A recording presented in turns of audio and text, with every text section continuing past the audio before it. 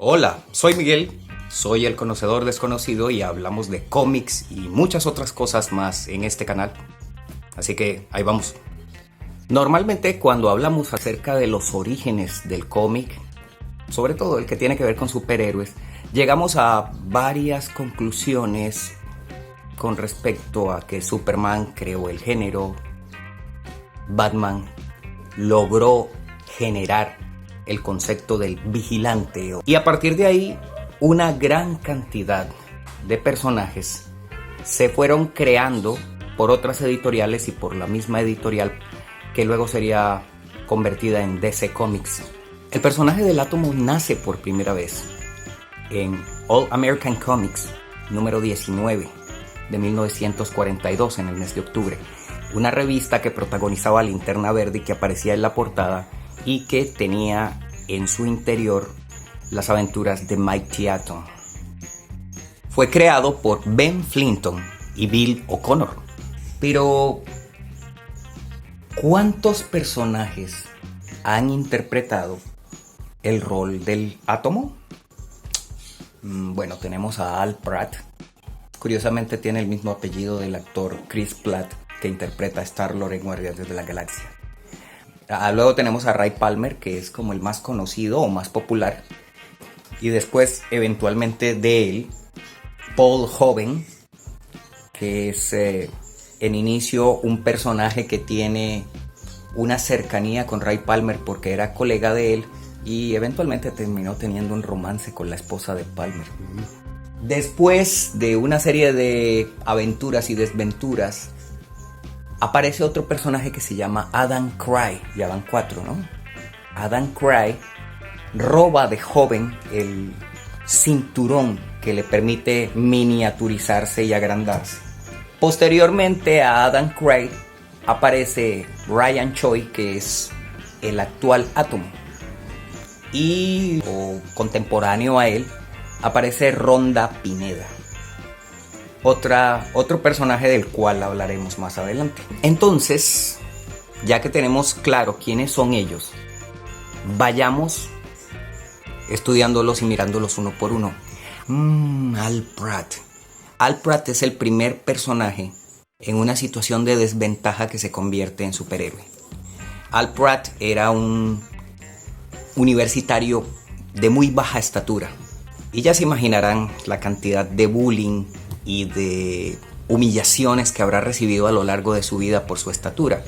Pero Pratt conoce en alguna ocasión a un boxeador con quien tiene una larga conversación acerca de sus motivaciones, acerca de lo que quiere, de lo que pretende hacer, ¿sí? El boxeador decide entonces entrenarlo y a partir de ese punto Pratt se convierte en The Atom. Inicialmente no tenía ningún poder, pero a medida que fue pasando el tiempo, se le fue dando un origen que implicaba una serie de habilidades que incluían la superfuerza y la capacidad de golpear tan fuerte que podía generar un evento sísmico. Muchos personajes, como el mismo Pratt, eventualmente pasaron por una serie de rediseño en los años 50, ya que algunos de ellos no habían sobrevivido bien el cambio que vino después de la Segunda Guerra Mundial. Así personajes como Linterna Verde, Flash, el Átomo y muchos otros sufrieron un cambio radical de manos de Jules Schwartz, quien era editor en jefe de DC en esa época. A partir de ese momento se plantea un nuevo Átomo. Esta vez era un científico que se llama Ray Palmer. Ray Palmer era un investigador brillante que había desarrollado crear con tecnología de la estrella de una enana blanca un traje que le permitiera miniaturizarse y agrandarse. Esto era una innovación, ya que el primer átomo solamente era muy fuerte y muy bajito. Ahora que lo pienso es... no lo sé, raro. Bajito y decirle átomo... Bueno, eran los 40, a nadie le interesaba. Ray Palmer es un personaje mucho más tímido, de alguna manera. Tiene muchos inconvenientes sociales para relacionarse. es una persona concentrada en su ciencia y no tiene de pronto mucho tiempo para conocer las banalidades de la interacción social. Más sin embargo, Palmer logra casarse y en ese punto desarrollar una vida de familia que eventualmente es trastocada por ese interés desmedido que él siente hacia la ciencia. Y es en este punto donde aparece Paul Hoban. Paul Hoban también era un científico que estudiaba las propiedades de lo nano junto a Ray Palmer en la universidad donde Palmer llevaba su investigación. La universidad quedaba en Ivy Town, y Ivy Town es la ciudad donde Ray Palmer se convierte en superhéroe. Palmer tenía un pequeño problema. Básicamente todo su tiempo era dedicado a la ciencia, ergo no podía dedicar mucho tiempo a su esposa o a su vida de pareja. En este punto aparece Paul Hoban, un colega de Ray que trabaja con él en la Universidad de Ivy Town. Eventualmente Paul termina teniendo un acercamiento con la esposa de Palmer, ya que Palmer, por sus obligaciones como superhéroe y su gran deseo de investigar en el mundo de la ciencia, no le dejaban de algún modo abrir un espacio más para su relación con su esposa. Eventualmente, cuando Ray se entera de esto, se divorcia de su esposa, pero quedan las cosas en buenos términos. Ray debe viajar a emprender una aventura. A partir de este punto, Ray le entrega un cinturón que le permite al usuario hacerse pequeño a Paul. Y Paul realmente, aparte de la primera vez que le hacen entrega del traje, él nunca hizo uso de eso, ya que él sí era científico y no tenía ese espíritu aventurero para ser superhéroe. En este punto aparece Adam Cray. ¿Quién es Adam Cray? Adam Cray es un tipo que nunca se asoció muy bien con gente adecuada y eso lo metió en muchos problemas. Adam Cray descubre la identidad de Ray Palmer como el átomo y se entera de que Paul Hoban tiene el cinturón que permite miniaturizarse. Cray roba el cinturón, haciéndole creer a mucha gente que él es Ray Palmer. Nunca revela su identidad hasta que es reclutado por el Escuadrón Suicida, y todos sabemos que cuando la señora Amanda Waller te recluta, quiere decir que sabe mucho de ti.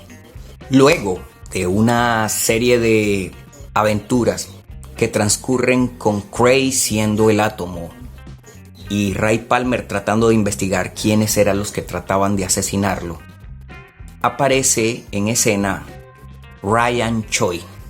Ryan Choi, un joven investigador de origen asiático que tiene una visión demasiado optimista del mundo, que cree que la ciencia lo puede solucionar todo, que cree que la respuesta a cada mal de la humanidad se encuentra en la ciencia. ¡Oh, por favor, qué personaje tan esperanzador! Y Ryan Choi no solamente sigue los pasos del átomo, sino que mejora el traje y desarrolla nueva tecnología que permite incluso hacer cosas a un nivel cuántico que la mirada de Ray Palmer de pronto no visionó en su momento. Interesante, ¿no? Cuántico, ¿por qué eso me suena tanto? Cambios a nivel cuántico. Eventualmente aparece una chica que se llama Rhonda Pineda. Rhonda, en apariencia, es una infiltrada de Amanda Waller en la Liga de la Justicia como la nueva Atom, se hace llamar Atómica. Y en apariencia ella está reuniendo información para Amanda Waller, ya que se considera que la Liga de la Justicia es un peligro inminente. Lo que nadie sabía y nadie sospechaba era que Rhonda Pineda en realidad era de Tierra 3. ¿De pronto han visto una película animada donde todos los superhéroes son villanos y los villanos son superhéroes?